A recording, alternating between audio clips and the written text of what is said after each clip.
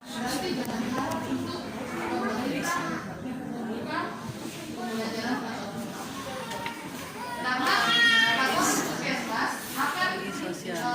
data dari sekolah dan kamu masih akan memberikan kepada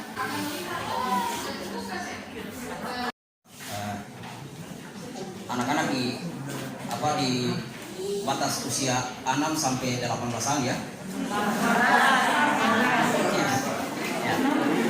sampai 11 tahun untuk divaksin. Mohon maaf karena kita tadi luar kita tidak mendengar sepintas apa yang tadi telah disampaikan oleh kesehatan ya. Nah ini terkait dengan yang tadi dijelaskan. Nah sekarang kita mau tanya untuk dari pihak sekolah dan juga dari kesehatan terkait dengan vaksin. Nah ini kan kita berbicara tentang undang-undang. Kalau kita berbicara tentang undang-undang hak asasi manusia, berarti dengan demikian siapa saja dia merasa dia punya anak bisa untuk divaksin, oke bolehlah. Tapi kalau ada yang tidak, ini kita berbicara karena ini negara yang dia dibawa dengan otoritas hukum. Jadi kita berbicara tentang hukum. Nah, dalam hal ini kita mau tanya dari pihak sekolah.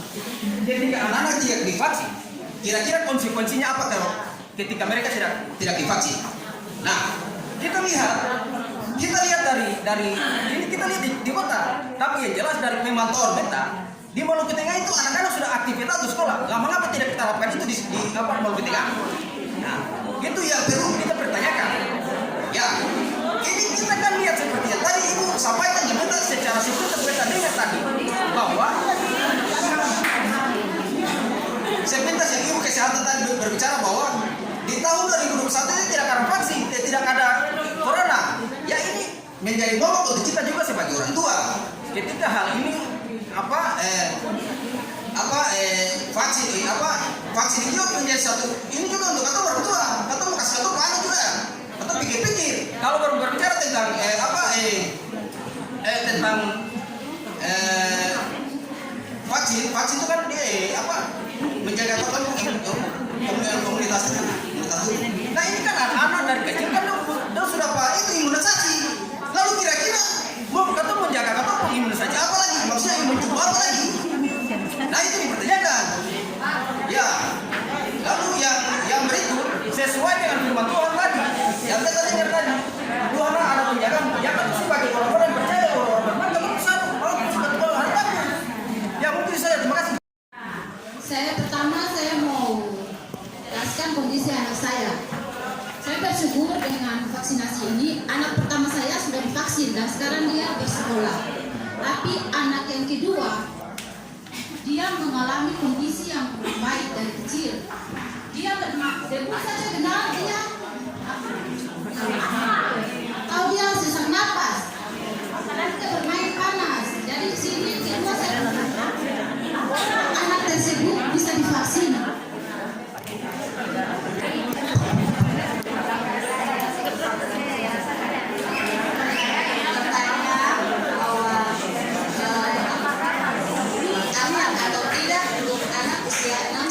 Tahun. Seperti yang kita ketahui bahwa kebanyakan orang tua itu takut untuk divaksin.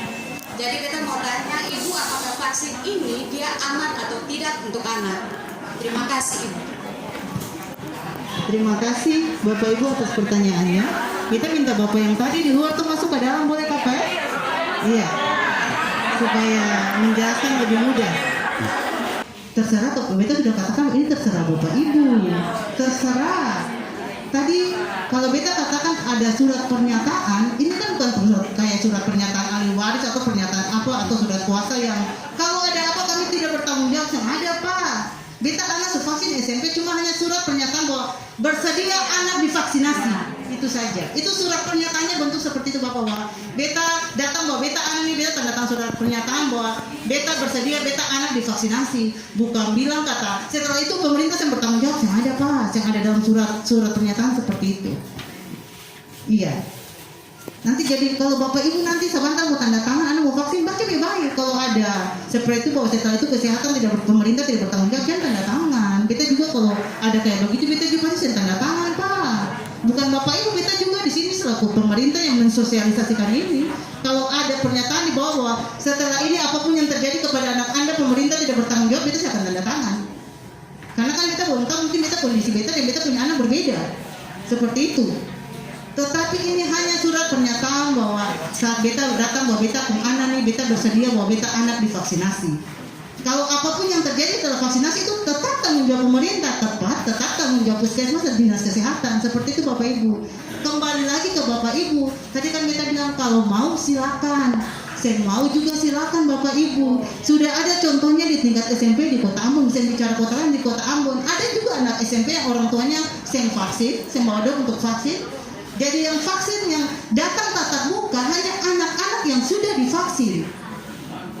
Anak-anak yang sudah divaksin akan mungkin dibawa untuk tatap muka Bapak Ibu. Saya mungkin belajar tatap muka. Jadi kalau Bapak Ibu merasa bahwa Bapak Ibu mampu untuk mengajar anak di rumah, anak sekolah lewat Zoom saja, dan Bapak Ibu mampu untuk tetap mendukung anak lewat Zoom, silakan. Silakan Bapak Ibu, tadi beta katakan beta sih mampu. Oleh karena itu beta tanda tangan beta bahwa beta anak vaksin. Karena beta percaya dengan tatap muka ketemu dengan guru langsung beta anak lebih pandai, lebih pintar seperti itu, lebih maju. Bapak Ibu jujur saja, beda antara ketemu anak punya kepintaran antara dong sekolah tatap muka dengan belajar via Zoom. Kadang-kadang pas dong tes buka Google, ini jawabannya ini, begitu Bapak Ibu. Atau anak-anak punya tingkat kecerdasan yang sama saat dong tatap muka. Jadi Pak seperti itu Pak. Kalau mau anak tatap muka silakan bawa vaksin. Tapi kalau saya mau tatap muka silakan. Yang ada yang paksa kata ini pemerintah bilang harus yang ada. Pemerintah tetap juga ada alternatif pembelajaran dengan via Zoom, via daring untuk anak-anak yang orang tuanya tidak bersedia bawa untuk tatap muka. Seperti itu Bapak Ibu. Hakimi atau menjudge bahwa ibu bilang kata tadi sakit sampai 3 kali masuk rumah sakit. Ibu karena beta saya langsung memastikannya, tapi mungkin karena dia dari awal saya imunisasi. Kenapa pentingnya kata anak itu dari balita, dari 0 bulan itu ibu-ibu harus divaksinasi, harus diimunisasi. Tadi beta katakan imunisasi itu pembentukan imunitas awal dalam tubuh membentuk. Seperti nanti ibu dokter yang menjelaskan lebih jauh. Seperti itu ibu Jadi mungkin kalau mau vaksin silakan, tapi nanti ke dokter saja, ke pihak kesehatan, nanti pihak kesehatan periksa lebih jauh kenapa sampai dia harus vaksin atau seperti itu. Kemudian tadi Pak siapa tuh yang antus yang ada lain? Tadi Anto bicara tentang hak asasi. Jadi kan kita tadi sudah jelaskan sama dengan Pak Mahaidarisa tadi tuh kalau Bapak menganggap itu hak Bapak ya pemerintah juga saya melarang silakan. Tadi kan kita sudah katakan mau divaksin silakan, yang divaksin juga silakan. Yang ada yang paksa seperti itu Bapak Ibu. Dan Katun juga beta mengimani bahwa Tuhan adalah beta punya penjaga. Tuhan itu dokter yang terbaik, tetapi beta punya hikmat. Itu kenapa sampai beta punya anak dari bayi harus diimunisasi, kenapa juga sampai beta harus vaksin seperti itu. Itu Bapak Ibu Tapi itu mungkin beta iman seperti itu, mungkin beta iman yang sekuat Bapak Ibu. Kalau Bapak Ibu memang mengimani benar kuat bahwa beta anak tanpa imunisasi, tanpa vaksin kuat, sehat, silakan. Itu iman Bapak Ibu beda dari iman beta, seperti itu. Kemudian ada ISPA, tadi Ibu, yang mana tadi? Iya. Kalau memang anak ISPA, ibu kan tadi kita bilang sebelumnya pasti ada screening dulu sebelum divaksin. Atau kalau ibu mau, kayaknya kita kurang mau screening, ibu saja sama seperti lansia, ke dokter spesialis saja. Dokter spesialis menentukan, tidak bisa divaksin, oke, bawa surat keterangan itu ke sekolah. Ibu mohon maaf, beta dari dokter sudah menyatakan bahwa beta anak tidak boleh divaksin. Oke, begitu Bapak Ibu, saya masalah, itu hak Bapak Ibu silakan. Kembali ke Bapak Ibu silakan, itu saja. Kemudian tadi Ibu, tadi kita sudah jelaskan bahwa itu sudah ada dia punya komite yang meneliti hal itu. Sebelum pemerintah mengeluarkan peraturan bahwa saat tatap muka, SD mau tatap muka harus ada syarat harus divaksinasi anak usia 6-11 tahun, dia sudah harus memberikan surat penelitian dulu, harus meminta rekomendasi, harus meminta ke rekomendasi. Ibu Bapak sekalian, Beta mau jawab yang dari Bapak yang pertama, Pak, mengenai kalau punya penyakit bawaan bagaimana tindakan. Tadi Beta dengan sepintas tadi Ibu sudah bilang bahwa memang ketong harus kalau punya penyakit bawaan, pertama kalau mau vaksinasi itu harus ada kejujuran dari orang tua, karena pengalaman ketong untuk vaksinasi yang sudah termasuk orang tua, vaksin lansia, itu banyak tidak ada kejujuran dari yang mau vaksin. Jadi kadang-kadang datang vaksin, kalau ketong tanya, dok bilang saya nggak ada apa-apa, baik-baik saja, tapi tiba-tiba ada permasalahan setelah vaksinasi. Oleh sebab itu, kalau divaksin, kalau mau anaknya divaksin, pertama harus ada kejujuran dulu.